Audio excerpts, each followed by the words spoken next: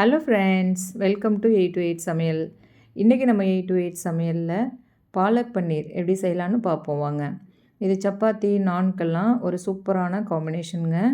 இப்போ இது ரெடி பண்ணுறதுக்கு ஒரு கட்டு பாலக்கீரை எடுத்து க்ளீன் பண்ணி வச்சுருக்கேன். ஸ்டவ்வில் ஒரு பாத்திரத்தில் தண்ணி வச்சுருக்கேன். தண்ணி நல்லா சூடானதும் நம்ம க்ளீன் பண்ணி வச்சுருக்க கீரையை அந்த தண்ணியில் சேர்த்துடலாம். சேர்த்துட்டு ஒரு 2 நிமிஷம் போல் இந்த மாதிரி நல்லா அமுத்தி விடுங்க சுடு தண்ணியில். தண்ணி நல்லா சூடாகட்டுங்க. கலர் இந்த அளவுக்கு மாறின உடனே நம்ம இப்போ இதை வெளியில் எடுத்துக்கலாம்.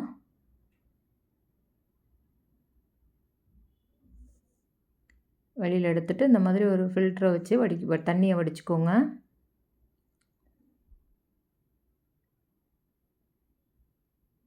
இப்போ இதை ஃபுல்லாக மாற்றிட்டு நம்ம மேலே நார்மல் தண்ணி சேர்த்துக்கலாம். சேர்த்துட்டு இந்த மாதிரி ஒரு தடவை நல்லா கழுவிக்கலாம்.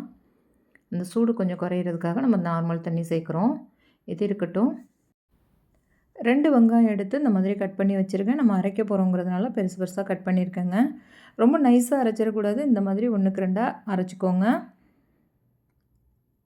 அடுத்தது 2 தக்காளி எடுத்து அதே மாதிரி அரைச்சிட்டு வந்திருக்கேன். கொஞ்சம் குறப்பாக அரைச்சிட்டு வந்திருக்கேங்க. இப்போ ஒரு மிக்ஸி ஜாரில் நம்ம ரெடி பண்ணி வச்சுருந்த கீரையை சேர்த்துக்கலாம். கீரை நல்லா ஆறிடுச்சு.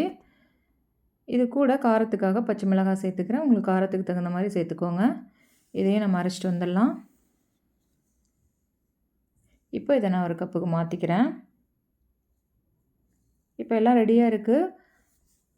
ஒரு பேன் எடுத்திருக்கேன். இதில் ஒரு துண்டு பட்டர் சேர்த்துக்கலாம். பட்டர் கொஞ்சம் மெல்ட் ஆனதும் ஒரு ஸ்டார் பூ, ஒரு துண்டு பட்டை சேர்த்துக்கிறேன். ஒரு 5 பல் பூண்டு பொடிசாக கட் பண்ணி வச்சுருக்கேன், அதையும் சேர்த்துக்கிறேன். சேர்த்துட்டு இந்த மாதிரி நல்லா வதக்கிக்கிறேன். பூண்டு நல்லா பொன்னிறமாக வதக்கிற வரைக்கும் வதக்கிக்கோங்க நல்லா.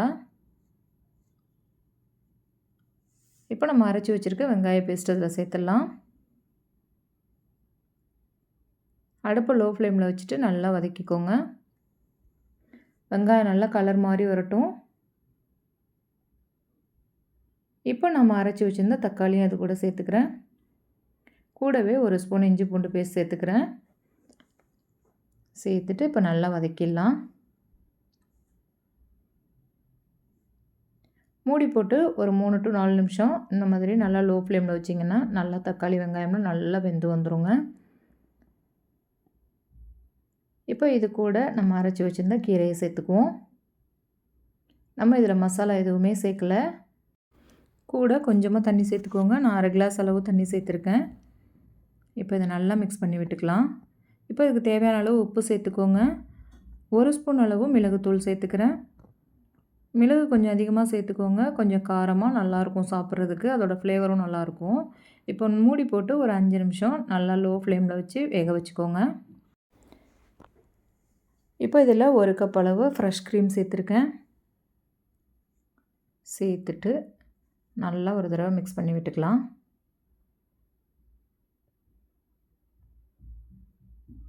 இது கூட கடைசியாக 250 கிராம் பன்னீர் எடுத்து இந்த மாதிரி சின்ன சின்ன துண்டுகளாக கட் பண்ணி வச்சுருக்கேன்.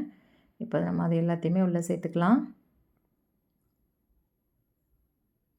சேர்த்துட்டு ஒரு தடவை நல்லா கலந்து விட்டுக்கோங்க.